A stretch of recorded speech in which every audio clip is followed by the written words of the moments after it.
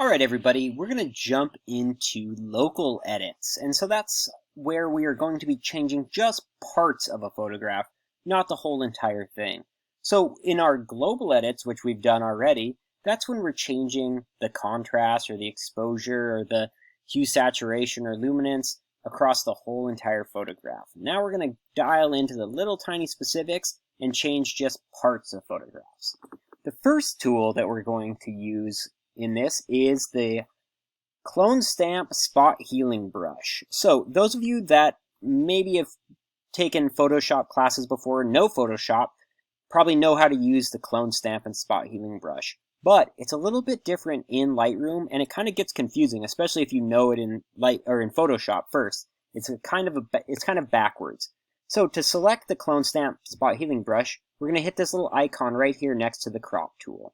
When we do that, it opens this brush menu right here, and we have two things to choose from: Clone Stamp or Spot Healing Brush.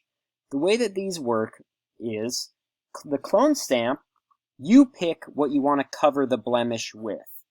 The Heal Brush, Lightroom analyzes the information around the blemish and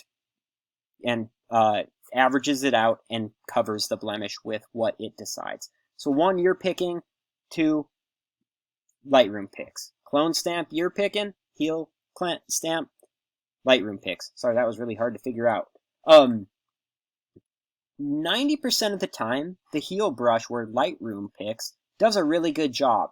The times when it doesn't do a good job is if you're on the border of information. So if you were on the edge of this road, or say this horizon back here, Lightroom might get confused with what you would want to put over the top of this if you selected this area. So we're going to start with the Heal Brush. So I'm going to click Heal, and what I'm going to do is I want to remove this rattlesnake. Let me actually see what this is here. Let me get rid of that. I want to remove this rattlesnake from this photo. Now I wouldn't really want to do that, but alright, so we can change the size of our brush right here, or you can change the size of your brush with the bracket keys. So the bracket keys on a Mac are right under the plus or delete key. The right bracket makes your brush, sorry, let me select this again here. The right bracket makes your brush larger. The left bracket makes your brush smaller. So right bracket, left bracket. Now, if we look at the way that this cursor looks, we have two circles. The outside circle is the feather distance. And so if I go and I feather the brush even more, now we have like a really diffused edge. If I feather the brush, if I bring it down to 0, we have a really hard edge. Okay? So you usually want to use somewhere in the middle. I'm going to go with like 30. So I want to remove the snake. So I'm going to make my brush a little bit bigger than the snake. And I'm going to click and paint over the top of the snake and then let go. So now Photoshop is analyzing the information around it, and it picked this area to replace it with. I can move this area to pick a different area on the road to cover the snake with if I wanted. Sorry, Lightroom's kind of lagging. And if I have it where I want it, yep, that looks good to me. I could hit done, and the change has applied. So if I go back and select this brush, notice this little pin pops up. So remember, this is non-destructive editing. So if I decided, oh, you know what, I actually do want that snake in there, I could select this pin and hit delete, and I'll be back to having a snake in there. So that's how you use the Heal Brush. So let's actually do that one more time. I'm going to bring the size down a little smaller, and let's actually make the feather 0. I want to show you a hard edge selection. So now I'm going to brush over it with a hard edge selection. This is not how I do it. Let go. And if I moved this all the way over here, it's going to be replacing that information with this information over here. That looks pretty weird. What if I brought it way up here? That looks pretty weird, right? So let's actually feather it some more and select from where we want. So you can pick where you want it selected from, but Lightroom does a pretty good job of analyzing the information. Okay, that looks pretty good to me. Now, I still see the shadow of the snake, so I could go and clean that up as well.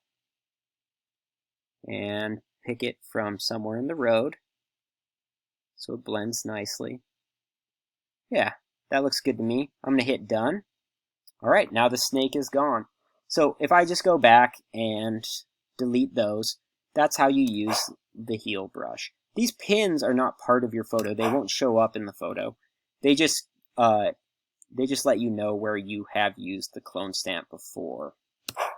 So let's say that I actually wanted to Photoshop this photo so there was a ton of snakes, like 4 snakes in this road.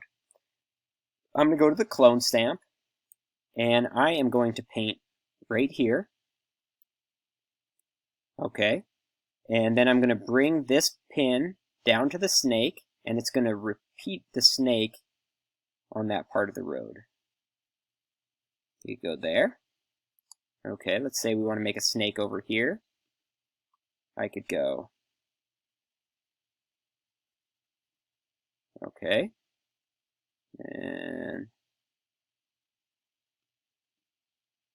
sorry, Lightroom is kind of dragging right now.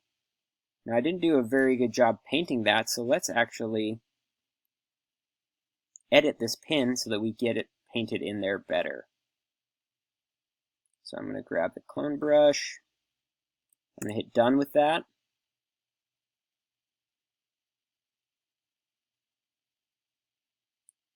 Sorry, I'm going to hit done.